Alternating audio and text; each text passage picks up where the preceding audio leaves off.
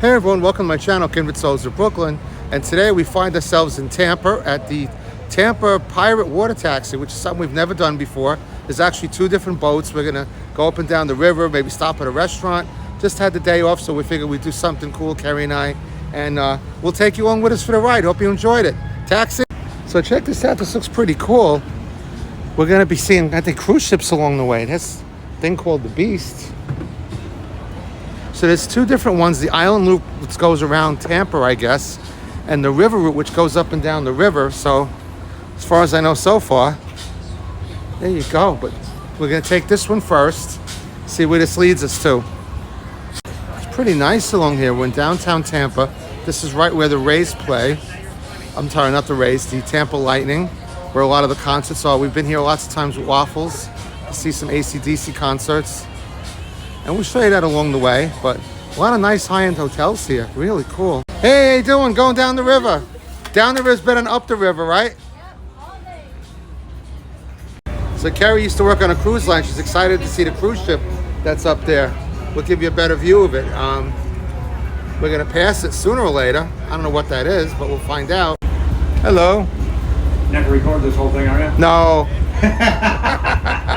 Only the good parts. Only the good parts, huh? Okay. Where are you from? From Brooklyn. We live in Sarasota. Sarasota, okay. How about you folks? Phoenix. Phoenix. I live here. You live here. How about you folks? Daytona. Daytona. Came the other side, huh? Yeah. The dark side. The dark side. Where you from? I'm from Syracuse, New York. Nice. All right. There you go. We're I'm from there. I live here now. originally from Brooklyn. I'm sure you could hear that. Okay. You don't consider Syracuse part of New York, though, in Brooklyn, do you? Yeah, why not? Honorary mention. So you guys going up to Armature Works, did I hear? Yeah, it's Armature 16. Works? Yeah. Round trip, Armature Works? Don't know? We don't. Down to our island connection. Did you already do that? Oh, you did it. We did. If you folks haven't, you can, when we come back, bottom of the hour, you can jump on that boat and go into the port of Tampa Bay. We make a handful of stops going that way. Is that the best place to see the cruise ships going on that one? Yes. It's the only place to Okay. see them, yeah. So, Okay. matter of fact, so that cruise ship will be departing somewhere around 4 p.m. today. Nice. So when we come back at 4:20, it may already be out of there or on its way out of there. Interesting. All right, thank you. Okay, so matter of fact, so I'll explain the stops. When we, on the island route, we leave, we go down to stop 4, which is on. Check that out, a pelican looking for food. Right now we are in Hillsborough Bay. Hillsborough Bay is a part of Tampa Bay. It doesn't feel like much of a bay because of the islands here, but Tampa Bay itself is about 400 square miles, so it's a very, very large bay. As a matter of fact, it's the largest bay here in the state of Florida. Got 400 square miles, and put in perspective, it would take us 25 miles to go across the bay to get out into the Gulf of Mexico. So, and what's also interesting is the average depth of the bay is only 11 feet. So it's a very shallow bay. That did present a problem for the ships that come in here, so we have a dredge channel from down to the port where that cruise ship is, all the way out into the ocean, extending 15 miles. We have a 43-foot dredge channel. Okay, it's 500 feet wide. Otherwise, very shallow water here. Got the Jose Gasparilla pirate ship here. We have this big event every year, end of January, called the Jose Gasparilla Pirate Invasion. So that ship will have 300 sober pirates on board. You don't believe that?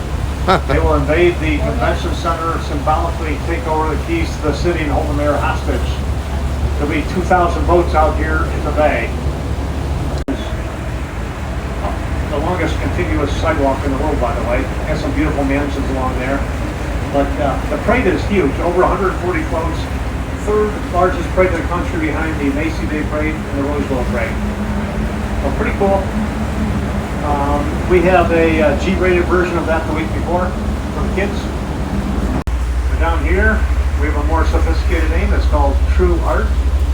We get a lot of rowing teams from the colleges up north that come down and train in the winter and the springtime. So they put some of their school local information on the seawall. This is our NBC News affiliate, by the way. If you want to be on TV tonight, you might want to wave. Oh, yeah. We're going all the time. If you skip work or have a arrest warrant, I should have mentioned that first.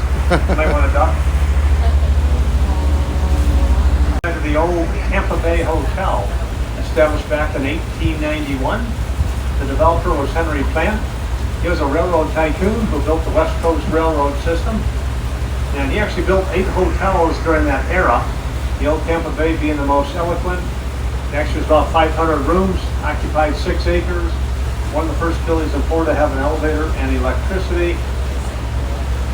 A lot of famous people stayed there over the years, including Winston Churchill. Yeah, Teddy Roosevelt was here during the mid 1890s. He was here with the Rough Riders. Before he was president, he established an army outpost here for the Spanish-American War. But after all that, the hotel went through some ups and downs, eventually got sold to the city, and then we established the University of Tampa here. It was established in 1931. It's a private school with about 9,000 students. They got a good deal on the land. They bought it for they signed a 99-year lease for a whopping price of $1. It's up for renewal in a few years. They tend to renew it. They have to do some civic duty and so forth, but it's a gorgeous place. There is a museum there on the first floor. We have the Henry Plant Museum. Have you been to it? Yeah. I don't understand. It's very nice. It's very small.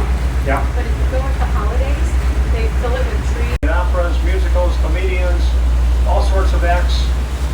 Some of the local dance companies do their recitals here. But to give you an idea, we have about 600,000 people passing through this Strat Center each year. Wow. Okay? They actually fill about 100,000 hotel rooms a year. Wow. And they have also announced a $100+ million expansion. They're going to be coming off right to the edge of the Riverwalk. So that's going to be a magnificent when that's done. Now, Blue Bench there, that's a working xylophone. Angelina plays there sometimes. She's got some wooden mallets. Late at night when she's trying to make some extra tip money, she'll play there. Does a great job. I think Les Miserables is coming at the end of the week or something. Is that okay? I think that's the next one in there. Yeah, place is busy. I tell you, at night it's beautiful. It's all lit up. 1853, it turned out to be the Scottish chief. Sunken vessel. Sunken Civil War vessel. Wow. Known as a blockade runner. So it carried cattle. It carried cattle and supplies down to Cuba in exchange for guns and ammunition. So it was owned by the Confederates here. And the Union soldiers caught on to what was going on. They captured it, set it on fire here in the river. So it sunk right there at inundation. About 125 feet long. It's probably about 10 feet below the surface. Water's only 10 to 12 feet deep right here. So we've preserved that moment of history. Getting ready to come into stop 16. This is the Armature Works Park. We are going by Eulalie Waterfront Park here. We also have a lot of events going on here. You see the wooden bridge. That's the site of Eulalie Springs, which back to the early 1900s was the drinking source of water. It was a source of drinking water for Tampa. It's a freshwater spring. You'll today even still see an occasional alligator in that spring. Inland, you have the Eulalie Restaurant, great local restaurant, owned by the Gunsward family. They're the same folks that own the Columbia Restaurant over in Ybor City. Bay numbers for their repair bays. But today it's a high-end food court. If you go in the middle door there, a lot of great to-go food. You also have the Okinola Restaurant here on the first floor on the left-hand side. Wow, former trolley barn. We're going to eat there. Anyhow, we are coming into stop 16. We're going to be here for a few minutes. If you're getting off, appreciate you riding with us today. Anybody getting off here? So it's taken me a while, but Kerry's finally walking the plank. There you go. Go ahead. Arr. I'm doomed. I'm doomed now. It's almost 4 o'clock. She hasn't eaten yet. You'd be surprised. I probably should be walking the plank. But this place smells amazing, so she's kind of easing up a little bit. Like you said, this was an old trolley barn, and this kind of, you know what this reminds me of? This smells like the Polite Pig in Disney Springs. I'm on land. At land, you command, but at sea, it is me. Yeah, that's an old trolley barn. That's pretty amazing. Smells good. Doesn't it smell like the Polite Pig from Disney Springs? No, but it smells good. All right. Wow, check this out. You can come here and have a game of chess or checkers. Pretty nifty. All right. Let's see what they have to offer here. Oh wow, check it out. This is like kind of like in San Francisco where you have like that place where like the public works or whatever. Well, look at that, the old Coppertone ad. Man. Let's check this out. This is big. It winds around. You got dessert places. Looks like this is a dumpling place. Looks like a pizza place for Kerry. Wow, look how deep this goes down. Holy cow. That's deep. We gotta go down and check this out. There's a view of some of the pizzas available. Hi, how are you? Just looking. Yeah, we'll probably be right back. This is really nice. It reminds me a lot of back in Brooklyn, or rather Manhattan, South Street Seaport. It has that kind of feel to it with the walking around with the food places and different things to eat. Kind of like that sea feeling. And it smells amazing. You just smell like this pervasive smell of each place you walk by, like the pork place and the pizza shop. Really well air conditioned in here too. This is like a Mexican. Empanadas.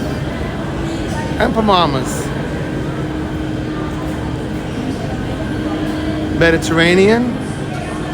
And this one is, oh wow, this is in, they have one of these in St. Armand's too.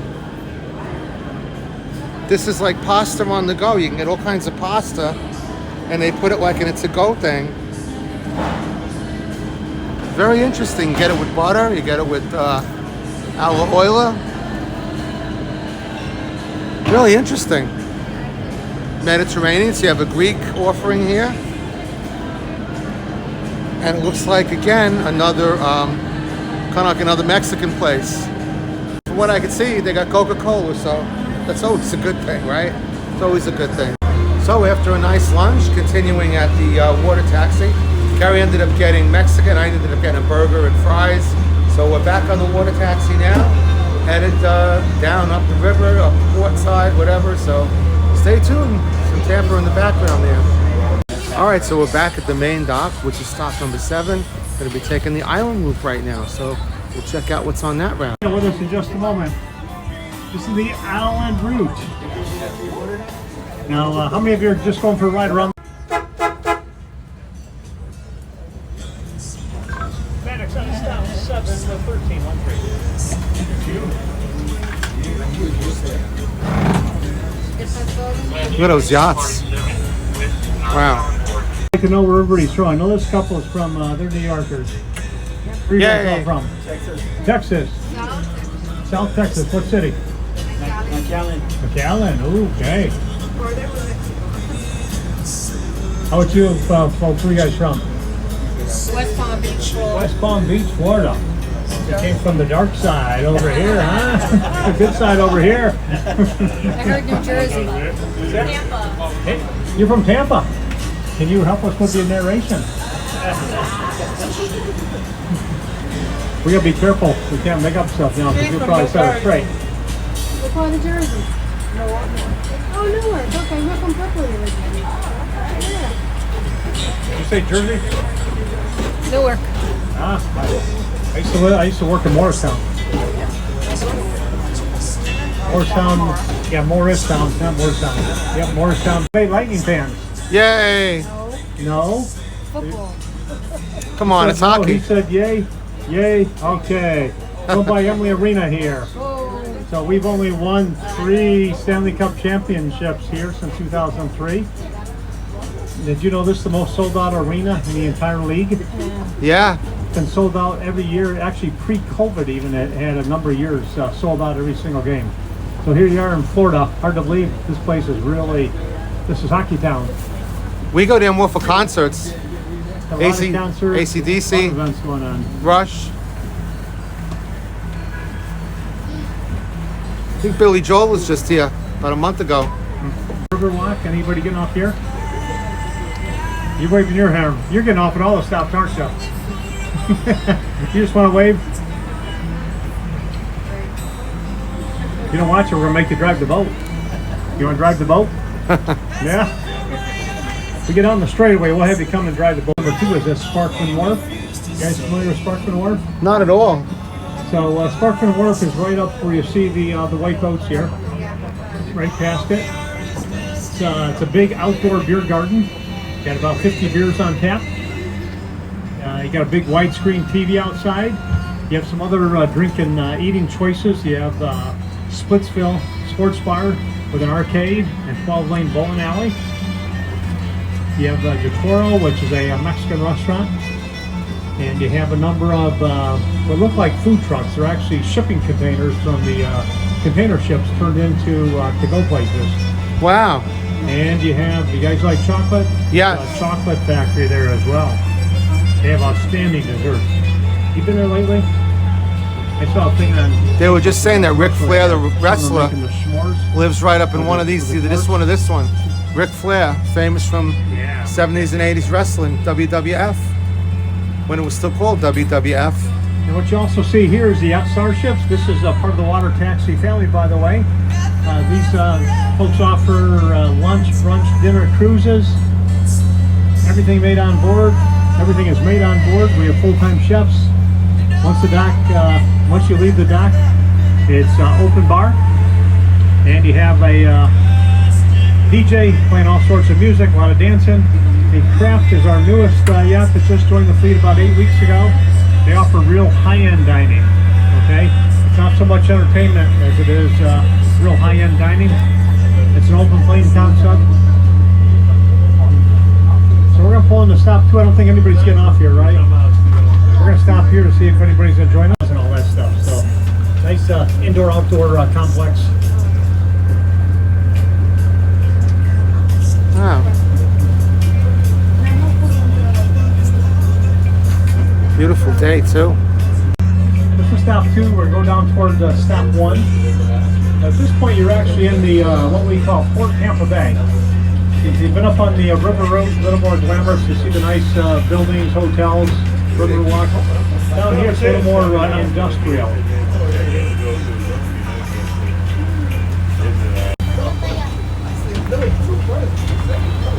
You guys hear me okay, by the way? Yes. Okay, sounds good.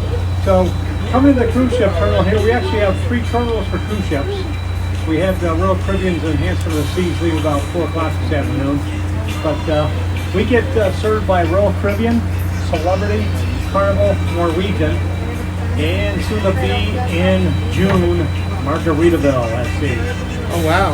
Yep, that's exciting for people here. We do a fair amount of cruise business. We're not nearly as big as Miami, Lauderdale, and Canaveral from a cruise ship perspective, but we had 249 cruise ship dockings last year. We did 1.1 million passengers. That's a pretty good sized number. It's pretty good. The challenge is the Sunshine Skyway Bridge, standing 180 feet high, prevents the largest ships from coming in here.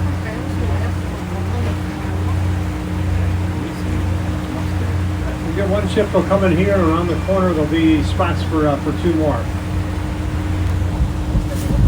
So if you're on here with us earlier, we talked about the entire Tampa Bay area. As you recall, Tampa Bay's large bay at about 400 square miles. We are 25 miles from the ocean right here. And the average depth is only 11 feet. So what the Army Corps of Engineers did, really starting at the turn of the century, is they started dredging a channel here. So the channel is dredged to be 43 feet deep, 500 feet wide, and 40 miles long. It actually even extends out into the ocean, where it's a dredged channel for another 15 miles to accommodate the ships. The cruise ships here tend to draft between 25 and 29 feet. Some of the other ships we'll talk about in a minute may draft upwards of close to 40 feet. So as we come around the corner and take a look at stop 1, you'll see the Florida Aquarium behind here. Has anybody been to the aquarium? Something worth checking out. It's a beautiful aquarium. And one thing they're most known for is their efforts to save are declining coral populations. So you see in the news there's a lot of coral that's dying off due to temperatures and pollution. So they've been successful in actually spawning and cultivating coral in the museum, sort of a new breed that's more resistant to some of the temperature variations. And once they grow it, then they actually transplant it and take it down to the Florida Keys, where they put it into the ground there in the Keys.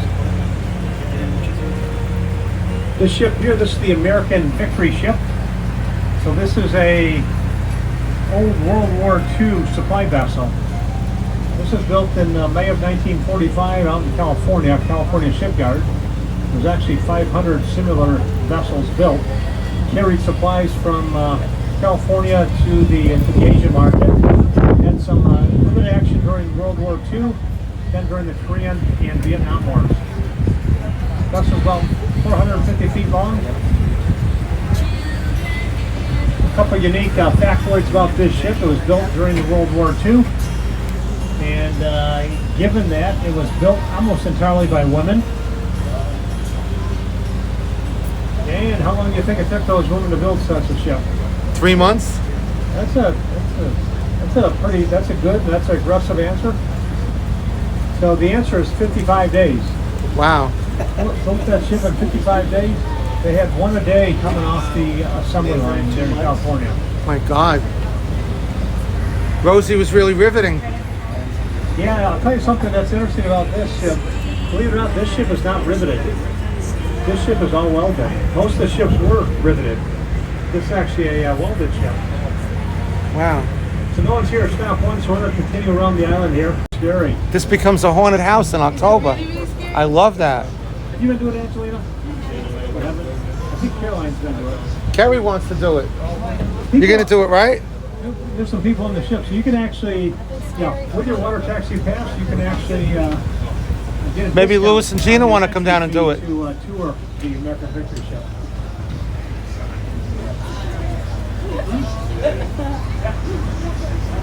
It's funny looking gray things. These are actually floating dry dock facilities. Okay, they actually submerge themselves underwater. They'll float a ship over it, lock it up, let the water out, bring it above the water surface so it can actually work on the bottom. You can see looking down there, you see a gigantic ocean-going tug that's in there. What's interesting about that is you don't realize how much water a tugboat draws. That particular one draws about 20 feet. So 20 feet of the vessel is below the surface of the water. And you see the massive propellers on the back of that. Those propellers are higher than our roof here. Got another one that's in there for repair. And all the way down there you see an oil barge. You see that big tug tucked up behind it. So what they actually do is there's a big U shape in the back of the barge. The tug will tuck up and behind it. They'll tie it up to maneuver out into the ocean. And they'll unhook it and put on about a 1,500 foot tow line and tow it across the Gulf of Mexico. Wow. Fuel comes into this barge, into this port. That equates to about 2.4 billion gallons of fuel. Once it comes here in the port, a lot of it goes into a pipeline, a distribution point in Orlando, to the Orlando International Airport, Tampa International McDill Air Force Base.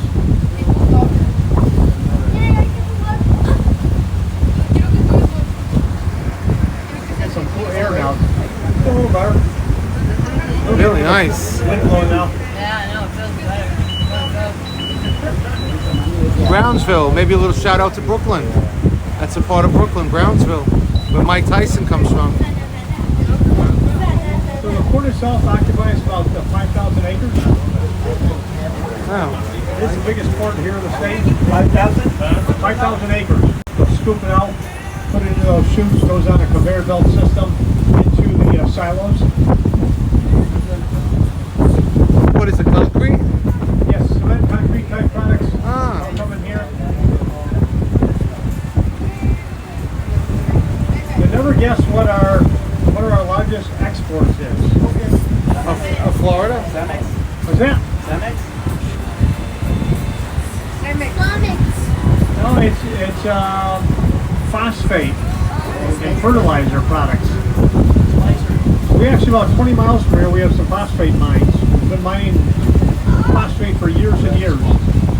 So, yeah, we send fertilizer. We're actually the biggest producer of fertilizer in the United States this port.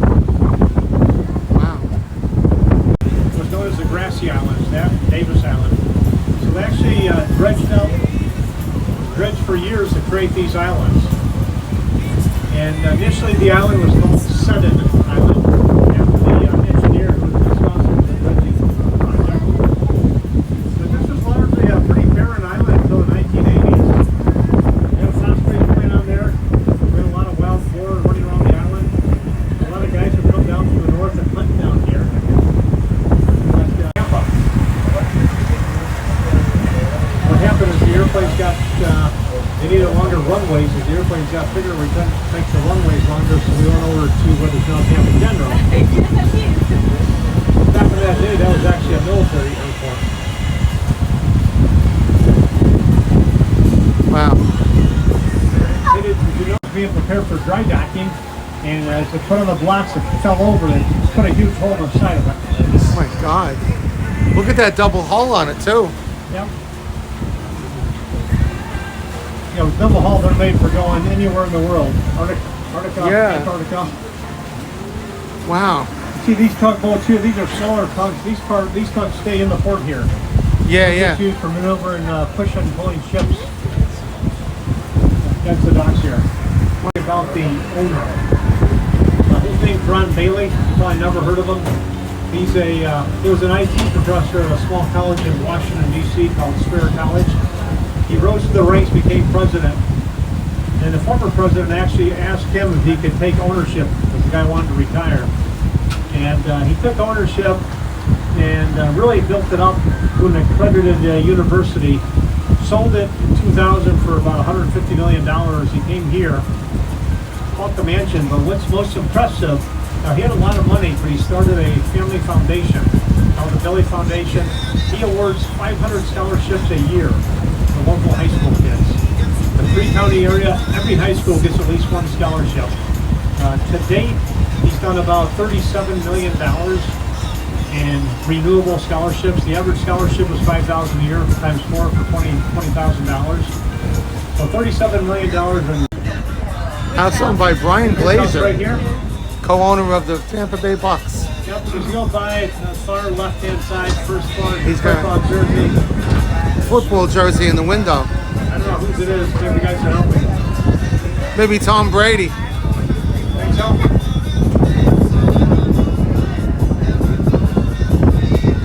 There it is, on the bottom. There it is, number 12, Tom Brady. Tom Brady, I figured. You want? Interesting story, when Tom Brady came to town and played football, he needed a place to live. So as a baseball player, when I give him a hand, Derek Jeter. Yeah. Okay, so Derek Jeter had a 30,000 square foot house over here on Davis Island. You can't see the house, it's on the other side. Little Tom decided to lease Derek's house. And he stayed there for a short period of time, but he had a lot of people going by wanting to say hello, beat the horn, driving nuts. So he actually left to an undisclosed location in the Clearwater St. Pete area. Wow. In the meantime, Derek Jeter sold that house last year for $22.5 million. It was bought by a cryptocurrency billionaire. What do you think he's going to do? So this, we have our big Jose Gastrola. There's the pirate ship again. That's a nice turn. You're a good driver, Angie. She does an awesome job. Looks like she's driving on that.